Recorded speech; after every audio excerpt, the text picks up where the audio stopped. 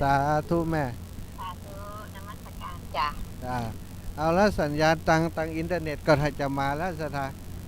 ท่านครูบาอาจารย์ท่านพระครูสมุวิศวัตวรกิจโจก็เชื่อมสัญญาณตังอินเทอร์เน็ตแล้วละเจริญพรโยมแม่พวงพกาแม่ได้ยินเสียงท่านอยู่เด้ออ๋อได้ยินแล้วเนาะตะกี้สัญญาณมันลุดไปเพิ่นก็คงจะเปิดเพลงสลับเป็นระยะอีแม่จะแม่ได้ยินเสียงเพลงกันดนตรีนะคะแล้วก็ประกองละวันนี้เปิดละวันนี้ได้ยินเสียงท่านออกเนี่ยค่ะอ๋อขอบคุณอีแม่เนาะวันหน้าจะได้ไม่เอวด้วยกันอีแม่ไก่อะละเหมือนกันเนอะไก่อะละแล้วมันขึ้นดอยลงดอยขึ้นดอยลงดอยเรื่อยๆนะแม่เนาะ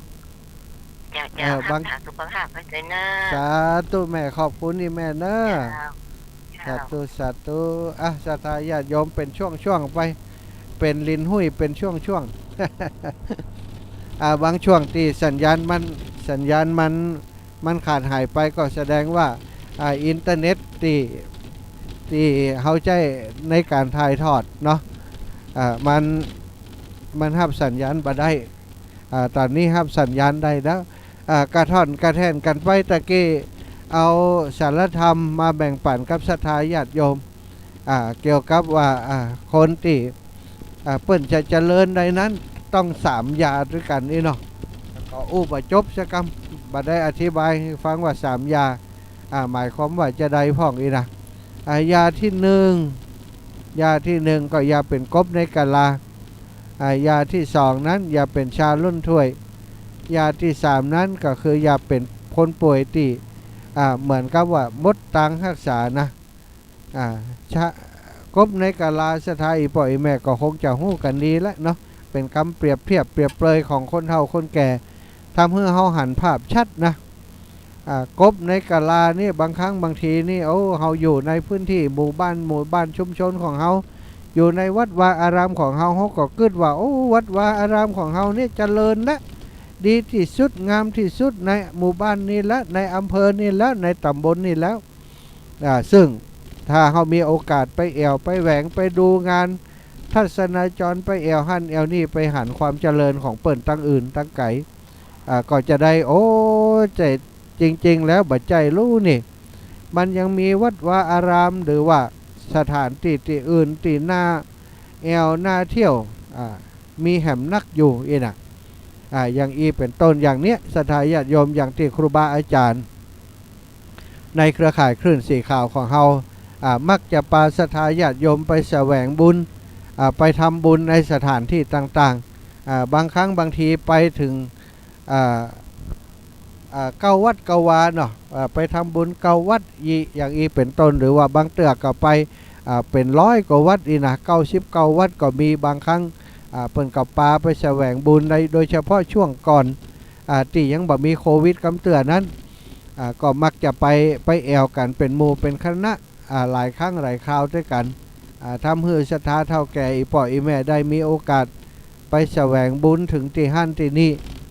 ไปถึงภาคใต้ก็มีไปถึงภาคอีสานก็มีนี่ทำให้คนแก่คนเฒ่าอีป่ออีแม่ตั้งหลายได้เปิดโลกกระทัดเนาะได้หันอย่างที่กว้างไกลขึ้นแต่ที่บักก่อนนี้เขาตึงบ่ได้ไปไหนไปกันในจังหวัดในอำเภอของเขาไปแอววนเวียนอยู่แถวนี้แหละพอได้มาเข้าในเครือข่ายขึ้นสีขาวเปิดปากันไปแอวที่ไหนไปกันเป็นหมู่เป็นจุ่มเป็นหมู่เป็นคณะตึงปีน้องเวียงปะเป้าตึงปีน้องเมืองฝางตึงปีน้องตังเจียงใหม่หลายที่หลายแห่งไปด้วยกันนัดพบปะกันที่หั่นที่นี่แล้วก็ไปด้วยกันเป็นหมู่เป็นคณะทำให้เฮาทั้งหลายในเครือข่ายครอบครัวขึ้นสีขาว